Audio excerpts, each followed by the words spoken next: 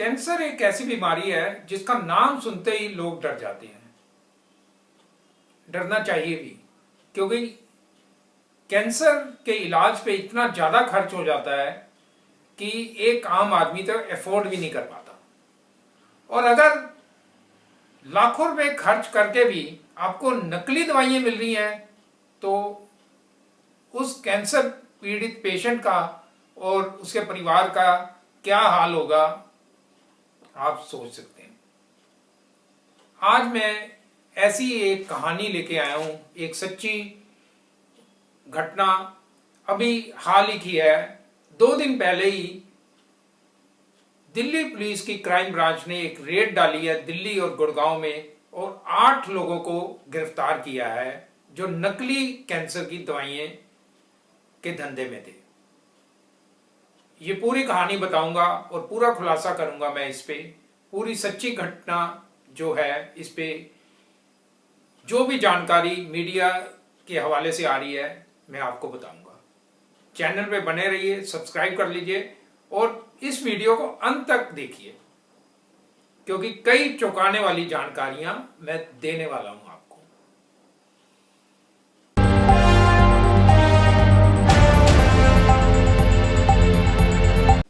दिल्ली के एक बड़े नामी अस्पताल में 2 कर्मचारी काम करते थे। वो क्या करते थे? वहां से खाली शीशियां लेते थे जिनमें असली जो इंजेक्शन जो होते थे, ब्रांडेड मेडिसिन जो होती थी कंपनियों की, इंडियन या इंटरनेशनल, जो उनकी कीमत 1 से 3 लाख के बीच में होती थी, वो दवाइयां यूज्ड होती थी और उसके जो खाली वाल्व होते थे, खाली जो शीशियां होती थी, उसको वो ले लेते थे और उनको 5,000 रुपए में बेच देते थे। 5,000 में जो बिक जाती थी उस पे उन शीशियों में 100 रुपए की दवाई भरी जाती थी, एंटी फंगल मेडिसिन या कोई और मेडिसिन, 100 रुपए की दवाई, और उसको लाखों रुपए में बेच दिया जाता था। यह धंधा चल रहा था।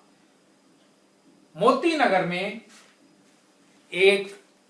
2 फ्लैट लिए हुए थे। दिल्ली के मोती नगर में 2 फ्लैट में ये पैक होती थी दवाइयां।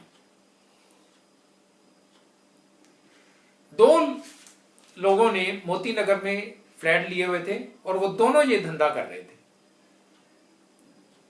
उन दवाइयों को बेच दिया जाता था, पूरा नेटवर्क था इनका। ये खुलासा किया दिल्ली पुलिस ने। दिल्ली पुलिस की जो जॉइंट कमिश्नर है शालिनी सिंह, उसने मीडिया को पूरी डिटेल इसकी दी। पहले देख लेते हैं कि क्या तथ्य सामने आए हैं। कैंसर की नकली दवाई के धंधे की सच्ची कहानी। 100 रुपए की दवा 1 से 3 लाख में बेची गई, और ये जो दवाइयां बेची गई हैं इनकी जो कीमत है, असली अगर दवाई होती तो उसकी कीमत पुलिस के अनुसार 4 करोड़ रुपए उसकी असली कीमत है उन दवाइयों की। जो खाली शीशियां वो लेते थे वो कितने में लेते थे? 5,000 रुपए में खाली शीशी खरीदते थे हॉस्पिटल से। हॉस्पिटल के कर्मचारी भी मिले हुए थे।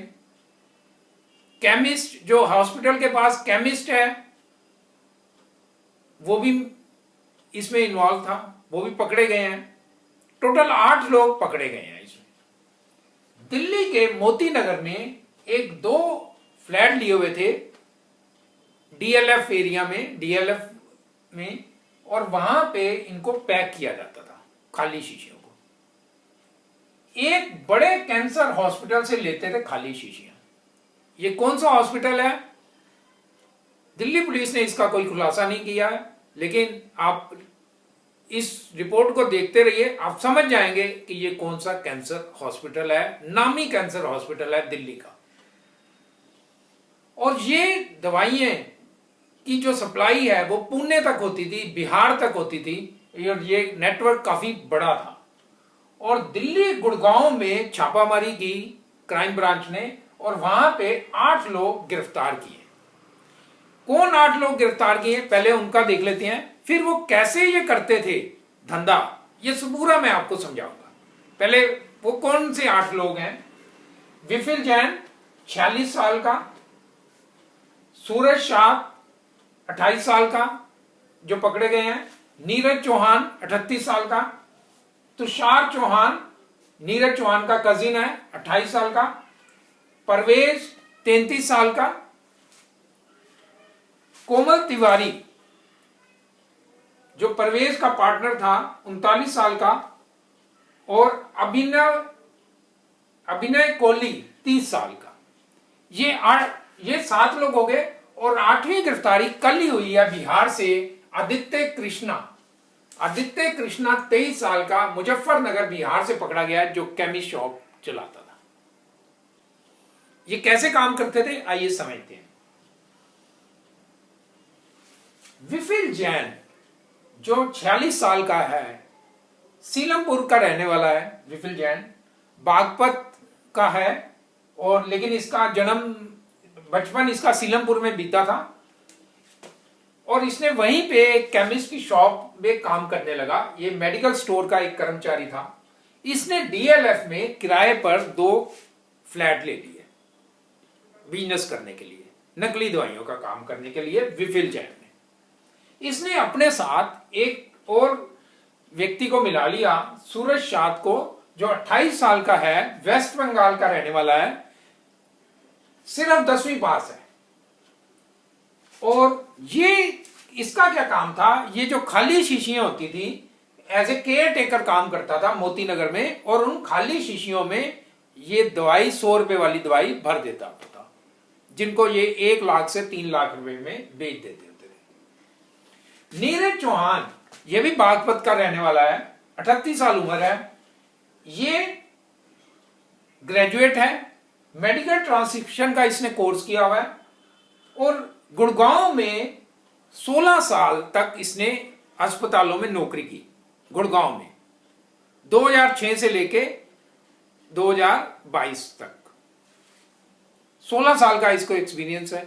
और ये क्या करता था, जो विदेशी कस्टमर हैं जो यहां पे कैंसर का इलाज के लिए आते थे, उनको फंसाता था, उनको ये दवाइयां, नकली दवाइयां बेचता था। तो देखिए, दवाइयां सिर्फ हिंदुस्तान में नहीं बिक रही थी, विदेशों में भी जा रही थी नकली दवाइयां। और जो पेशेंट थे वो अपने साथ भी दवाइयां ले जाते थे। कितना बड़ा धोखा ये लोग कर रहे थे कैंसर मरीजों के साथ, इतना बड़ा धोखा रहा। आगे सुनिए, आगे ये कहानी और भी बड़ी इंटरेस्टिंग होने वाली है। कहां से ये खाली शीशियां कैसे आती थी? तुषार चौहान 28 साल का भी एक डिस्ट्रीब्यूटर है, वो इसका नीरज चौहान के साथ ही काम करता था, और ये भागीरथ प्लेस में दवाइयों को सप्लाई करता था। तुषार चौहान का नीरज चौहान तो बाहर सप्लाई करता था, बिहार तक भी इसकी मेडिसिन को भेजता था। तुषार चौहान जो इसका कजिन है नीरज चौहान का, वो भागीरथ प्लेस में दवाइयों को सप्लाई करता था।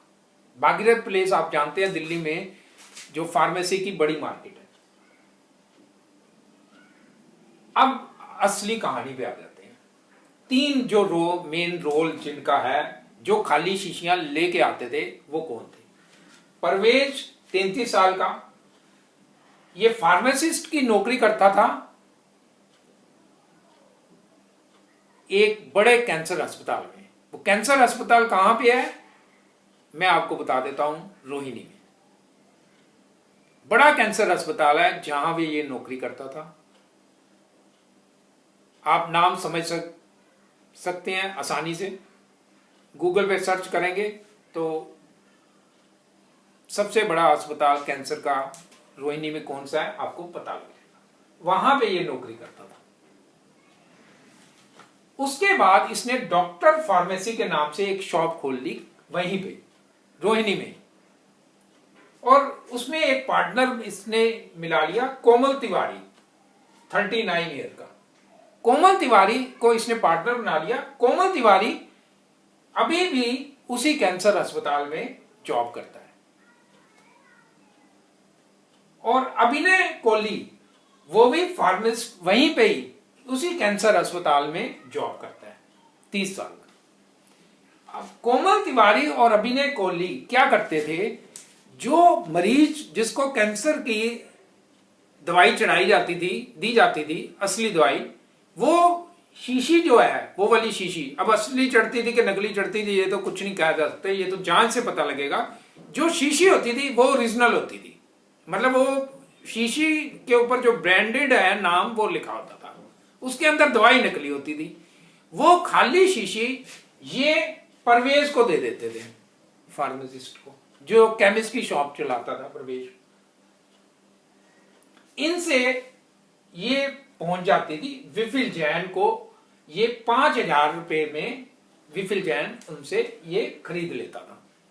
5,000 रुपए में उसने खाली शीशी ले ली और वो खाली शीशी में कुछ मेडिसिन भर के 100 रुपए की या 50 रुपए की जो भी है वो दवाइयां भर के नकली, वो लाखों रुपए में इनके थ्रू नीरज चौहान और तुषार चौहान के मदद से इनको बेच देता। अभी और भी खुलासे होंगे, दिल्ली पुलिस इसमें पूरी इन्वेस्टिगेशन कर रही है, और भी खुलासे होंगे, जैसे जैसे खुलासे होंगे हम आपको बताएंगे। लेकिन आप देखिए दिल्ली पुलिस ने जो रेड डाली है उसमें 90 लाख रुपया उसने रिकवर किया है और $19,000 रिकवर किए हैं। $19,000, आप समझ सकते हैं कितनी बड़ी रकम दिल्ली पुलिस ने रिकवर की है। और कितने मरीजों को ये नकली दवाइयां लगी होंगी, वो मरीज जिंदा भी हैं या नहीं है, इसकी भी जांच होगी। और क्या सोचते हैं आप, इन 8 लोगों को क्या सजा होनी चाहिए जिन्होंने मौत के मुंह में इनको मरीजों को धकेल दिया? जो कैंसर के मरीज हैं उनको नकली दवाइयां दी इन्होंने, और अभी तो और भी गिरफ्तारियां होंगी। इनको क्या सजा होनी चाहिए? फांसी से कम क्या होनी चाहिए? इनको तो फांसी की सजा होनी चाहिए। अगर कानून में नहीं है, कानून में संशोधन होना चाहिए। इनके ऊपर दिल्ली पुलिस सख्त से सख्त कार्रवाई कर रही है और आगे क्या कार्रवाई होगी हम आपको इसमें अपडेट देते रहेंगे। तो अगर आप कैंसर पीड़ित हैं तो सावधान हो जाइए, आप सस्ती दवाइयों के चक्कर में ना पड़े, क्योंकि ये जो दवाइयां बेचते थे ये सस्ती के चक्कर में बेचते थे। ये जो परवेज है जो डॉक्टर फार्मेसी कर रहा है, इसने अपने दुकान के बाहर बोर्ड लगाया हुआ है कि कैंसर पीड़ितों के लिए 70% तक डिस्काउंट, 70% तक डिस्काउंट ये लगा के, मतलब अगर कैंसर पीड़ित को 20-25% लाखों रुपए की दवाई, 1 लाख रुपए की एक दवाई होती है या 1.5 लाख 2 लाख की होती है जो आपको उसको हर महीने लेनी होती है, उसको अगर 20-25% 30% डिस्काउंट मिलता है तो वो ले लेता है बाजार से। तो ये आप ध्यान रखिए, आप सस्ती दवाइयां ना लीजिए। दूसरी बात, आप अथॉराइज जो है, अब मैं अपना पर्सनल एक्सपीरियंस बताऊं, मेरे जीजाई को भी कैंसर है, उनको भी हर महीने 1 से 1.5 लाख रुपए की दवाई उनको लेनी पड़ती है जो नीमोथेरेपी में चढ़ती है। वो अथॉराइज जो है वहीं से वो लेते हैं दवाइयां, जो बाहर से इंडिया से बाहर से दवाई आती है और पूरा उसका बिल होता है, उस बिल के साथ वो उस दवाई को लेते हैं। तो ऐसे ही अगर आप अथॉराइज प्लेस से लेंगे तो आप नकली दवाई से बच पाएंगे।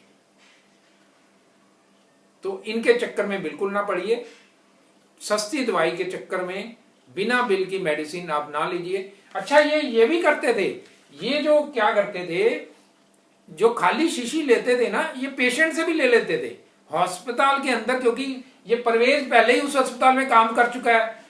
कोमल तिवारी भी अभी भी अस्पताल में है, अब पकड़े गए हैं आप तो, अभिनय कोहली भी अस्पताल में है। तो ये अस्पताल में जो पेशेंट होते थे उनको कहते थे कि आप जो खाली शीशी है ना हमें वापस कर दीजिए, हम अगली बार आपको डिस्काउंटेड रेट पे मेडिसिन दे देंगे, मतलब अगली दवाई जो चढ़ेगी वो कम रेट पे दे देंगे, अभी आप खाली शीशी हमें वापस दे दीजिए। तो तो उनसे खाली शीशी वापस ले लेते थे। या जो डिस्पोजेबल वो होती थी जहां पे डालनी होती थी फेंक, तो उनको प्रॉपर डिस्पोज नहीं किया जाता था, वहां से ये ले लेते थे। इस तरह ये धंधा चलाते थे। कितना बड़ा क्राइम ये कर रहे थे, और अभी ये कितने सालों से कर रहे हैं, अभी इसकी जांच होगी कब से कर रहे हैं, कितना धंधा कर चुके हैं। लेकिन जहां तक पुलिस को अनुमान है कि 4 करोड़ रुपए की असली दवा की जो कीमत है उसका ये बिजनेस कर चुके हैं।